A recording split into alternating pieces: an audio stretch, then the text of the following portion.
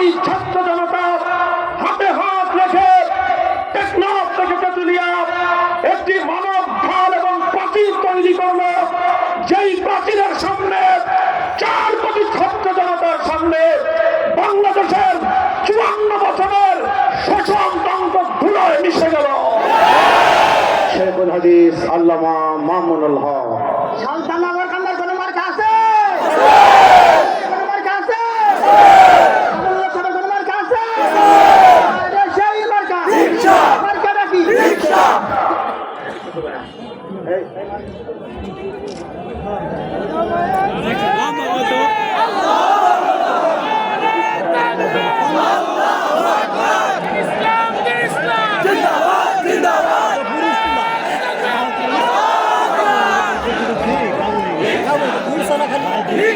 السلام عليكم ورحمة الله. الحمد لله رب العالمين والصلاة والسلام على سيد الأنبياء والمرسلين وعلى آله وأصحابه ومن تبعهم أجمعين. أعوذ بالله من الشيطان الرجيم. بسم الله الرحمن الرحيم. ولا يجرمنكم شنآن قوم على ألا تعدلوا اعدلوا هو أقرب للتقوى. صدق الله العظيم. আসন্ন ত্রয়োদশ জাতীয় সংসদ নির্বাচনে দেশপ্রেমিক ইসলামিক 11 দলীয় নির্বাচনী ঐক্যের পক্ষ থেকে মনোনীত বাংলাদেশ খেলাফত মজলিসের অভিভাবক পরিষদ সদস্য প্রার্থী নগরকান্দা সালথার মাটি ও মানুষের আস্থার প্রতীক বাংলাদেশের অন্যতম বর্ষিয়ান আলেমে দ্বীন হযরতুল আল্লাম শাইখুল হাদিস আল্লামা শাহ আকরাম আলীর রিকশা প্রতীকের নির্বাচনী জনসভায় উপস্থিত সংগ্রামী সভাপতি, উপস্থিত আল্লামা আকরাম আলী, উপস্থিত বাংলাদেশ জামায়াতে ইসলামী, বাংলাদেশ খেলাফত মজলিস, জাতীয় নাগরিক পার্টি এনসিপি সহ 11 দলীয় নির্বাচনী ঐক্য জোটের কেন্দ্রীয় নেতৃবৃন্দ,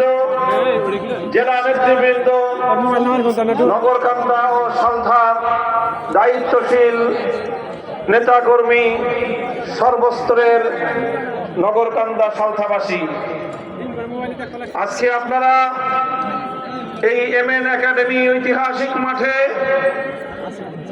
আল্লামা আকরাম আলীর পক্ষে, রিকশা মার্কার পক্ষে যে ঐতিহাসিক গণসমাবেশ, গণজাগরণের আপনারা প্রদর্শনী করলেন, এতে প্রমাণ হয়েছে নগরকান্দা সালথার মাটি রিকশা মার্কার ঘাঁটি।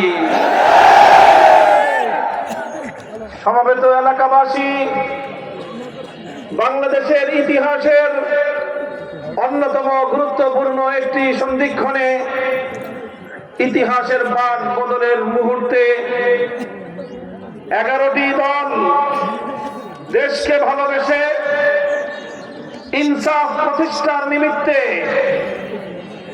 বিগত 54 বছরের লুটপাট এবং দুর্নীতি আর গুন্ডামির রাজনীতির বিরুদ্ধে জনতার অধিকার আদায় করার মহান লক্ষ্য নিয়ে ঐক্যবদ্ধ যাত্রা শুরু করেছি। আমাদের এই অগ্রযাত্রা, আমাদের এই হাতে হাত রেখে ঐক্য গঠন কোন নেতা, কোন দল বা কোন জোটকে ক্ষমতায় নেওয়ার জন্য শুধু নয়, আমাদের এই ঐক্য বাংলাদেশের আজকের এই ঐতিহাসিক সময়ে বাংলাদেশের 18 কোটি মানুষের অধিকার আদায় করার জন্য।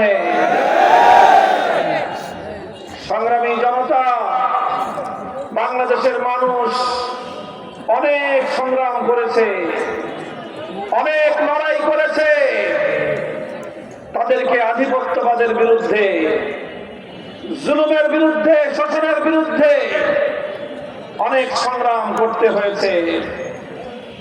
190 বছর সংগ্রাম করতে হয়েছে ব্রিটিশ বেনিয়াদের বিরুদ্ধে, সংগ্রাম করতে হয়েছে হিন্দু জমিদার তথা অত্যাচারী কলকাতার দাদাবাবুদের বিরুদ্ধে। আপনাদের এই ফরিদপুরের হাজী শরীয়তুল্লাহ মোহন মিয়া সহ এই প্রজন্মের সেই প্রজন্মের পূর্বসূরীরা তারা আধিপত্যবাদকে রুখে দেওয়ার জন্য এই অঞ্চলের প্রতিটি ঘরে ঘরে দুর্গ তৈরি করেছিলেন। সেই আধিপত্যবাদী কলকাতার দাদাবাবুদের বিরুদ্ধে লড়াই করতে হয়েছে। তারপরে পশ্চিম পাকিস্তানি খান পাঠানদের বিরুদ্ধে আমাদেরকে লড়াই করতে হয়েছে। তিনটি আধিপত্যবাদ বিরোধী বিদেশি শক্তিকে এখান থেকে আমরা ঠেঙ্গিয়ে বিদায় করে লাল সবুজের স্বাধীন বাংলাদেশ গঠন করেছি। আমরা বিদায় করেছি ইংরেজ বেনিয়াদেরকে, আমরা হটিয়েছি কলকাতার দাদাবাবুদেরকে, আমরা হটিয়েছি সেই পিন্ডির খান পাঠানদেরকে। তারপরে জুলুম এবং শোষণহীন এক বাংলাদেশ গড়বার স্বপ্ন নিয়ে বাংলাদেশের মানুষ এক বুক আশা নিয়ে, এক বুক স্বপ্ন নিয়ে তারা আশায় বুক বেঁধেছিল।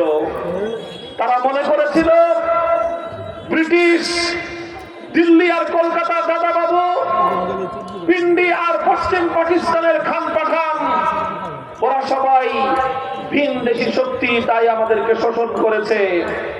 ৭১-এর মহান মুক্তিযুদ্ধের মধ্য দিয়ে আমার বাংলাদেশ যখন স্বাধীন হলো, এদেশের ৭ কোটি মানুষ আশায় বুক বেঁধেছিল এখন আমার দেশের মানুষ শাসন করবে, এখন আর শাসনের নামে শোষণ হবে না, এখন আর মানুষের অধিকার নিয়ে কেউ ছিনিমিনি খেলবে না। কিন্তু দুর্ভাগ্য, এদেশের মানুষের ৭১-এর ১৬ই ডিসেম্বর থেকে আজ ২০২৪-এর আগস্ট পর্যন্ত দীর্ঘ ৫৪ বছর বাংলার মানুষ অধিকার হারিয়েছে। এদেশের মানুষের ক্ষমতার মস্তদে বসে এদেশীয় শাসকরা শাসনের নামে শাসন করেছে, বঞ্চনার শিকার করেছে। এদেশের মানুষ এভাবেই দীর্ঘ সময় আধিপত্যবাদী শক্তির দ্বারা শোষিত হওয়ার পরে ৭১ থেকে ২৪ পর্যন্ত স্থানীয় শাসক গোষ্ঠীর দ্বারা শোষিত হয়েছে।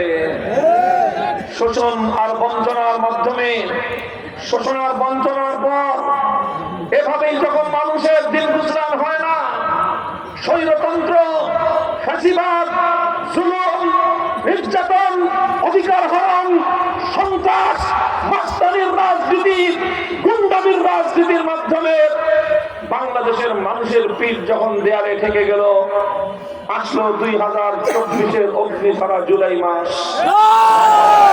আমার ছাত্র জনতা, স্কুল থেকে আমার সোনামণিরা বেরিয়ে আসলো রাজপথে, কলেজ থেকে আমার তরুণ প্রজন্ম বেরিয়ে আসলো রাজপথে, প্রত্যেকটি আলিয়া মাদ্রাসা, কওমি মাদ্রাসা থেকে আমাদের সোনার সন্তানেরা বেরিয়ে আসলো রাজপথে, পাবলিক প্রাইভেট ইউনিভার্সিটি থেকে বাংলার ৪ কোটি ছাত্র জনতা হাতে হাত রেখে টেকনাফ থেকে তেতুলিয়া একটি মানব ঢাল এবং প্রাচীর তৈরি করলো, যেই প্রাচীরের সামনে ৪ কোটি ছাত্র জনতার সামনে বাংলাদেশের ৫৪ বছরের শোষণতন্ত্র ধুলোয় মিশে গেল।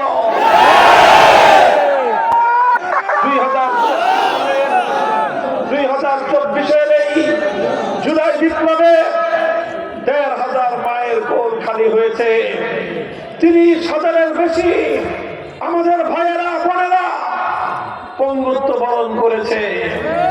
বুলেট বিদ্ধ হয়ে আজও হাসপাতালের বিছানায় তারা কাতরাচ্ছে, আজও অনেকের বুকের মধ্যে জালিমের বুলেট বিদ্ধ হয়ে আছে, আজও অনেকের মাথার মধ্যে বুলেট, অনেকের পেটের মধ্যে বুলেট, অনেকের পা নেই, অনেকের জীবনের তরে দৃষ্টিশক্তি হারিয়ে অন্ধ হয়ে গিয়েছে।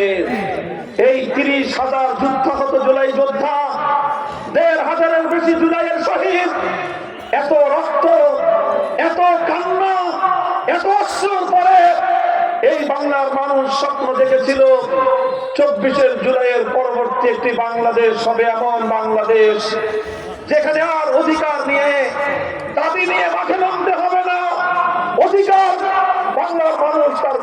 ফিরে পাবে, বাংলার মানুষ ভাতের অধিকার পাবে, বাংলার মানুষ তাদের ভোটের অধিকার পাবে। আসলো 2026-এর 12ই ফেব্রুয়ারি নির্বাচনের সময় ঘনিয়ে আসলো, কিন্তু আমরা দেখছি বাংলাদেশের মানুষকে আবার সেই আধিপত্যবাদী শক্তি, সন্ত্রাসবাদ, জুলুমবাদ, স্বৈরতন্ত্র, বেশি শক্তি, হেলমেট বাহিনী, হাতুড়ি বাহিনী আবার তারা বাংলার মানুষকে ভয় দেখানোর রাজনীতি শুরু করেছে।